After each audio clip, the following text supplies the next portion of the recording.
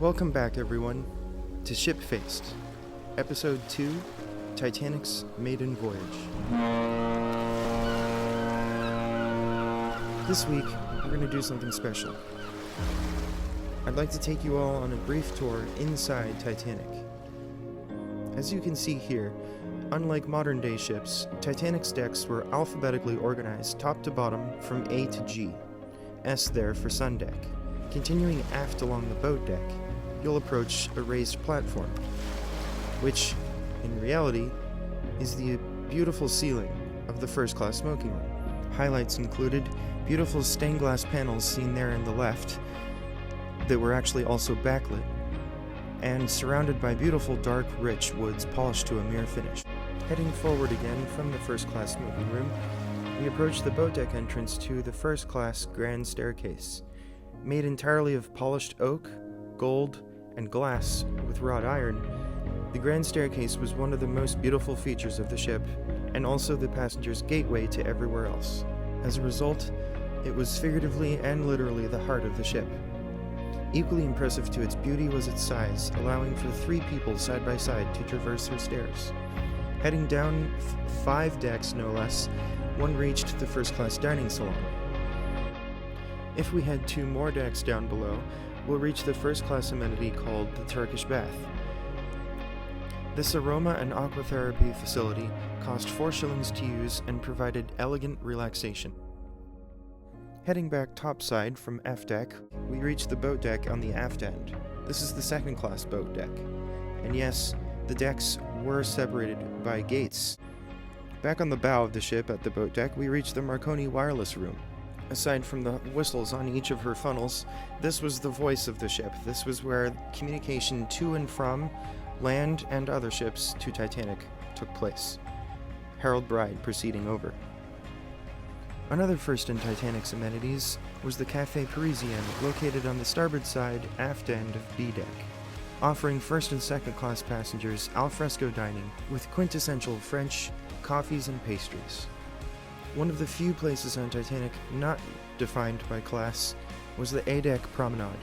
Fully encircling almost the entire length of the ship, it also gave passengers of all classes access to anywhere on the ship.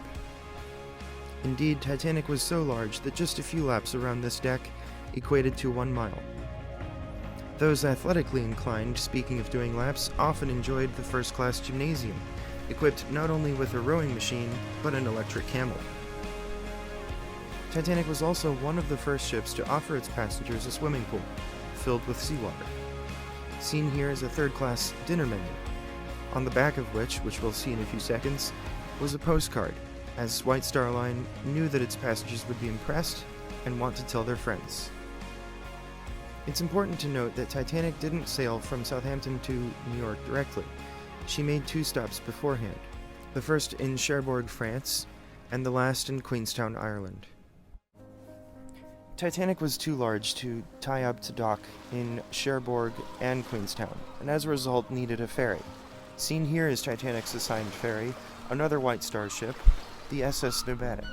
Still around today, the Nomadic assisted passengers from the port to the ship as she was anchored offshore. Many notable passengers boarded during this time with SS Nomadic, starting with Margaret Brown, later to be known as Unsinkable Molly Brown. Seen here as well is the richest man on the ship, John Jacob Astor, and his wife Madeline, who was also pregnant. Ida and Isadore Strauss, the founding members of Macy's department store. They were celebrating their 40th anniversary together. Benjamin Guggenheim, who was expanding his business in Europe to the States. And the third-class passengers, the Goldsmith family. And lovingly, Melvina Dean, known today as one of Titanic's babies, which I'll explain at the end. The band members also boarded, led by Wallace Hartley. While passengers enjoyed the aforementioned amenities, the bridge crew experience was somewhat different. Scattering throughout the day, they received many ice warnings, seen here from SS Noordam, a Holland America Line ship. The Noordam reported that there were growlers, which is essentially field ice, and large heavy pack ice. Essentially, there was ice everywhere.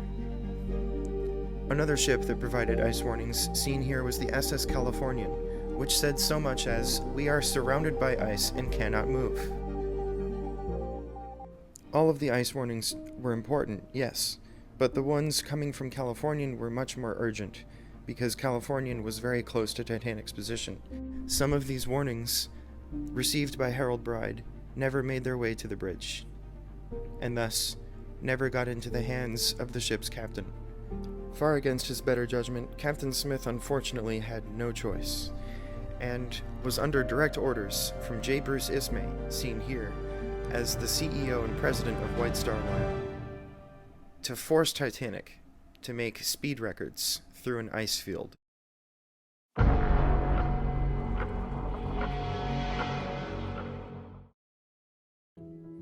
Thanks for watching episode 2, everybody. Tune in next week for episode 3, the final installment for Titanic.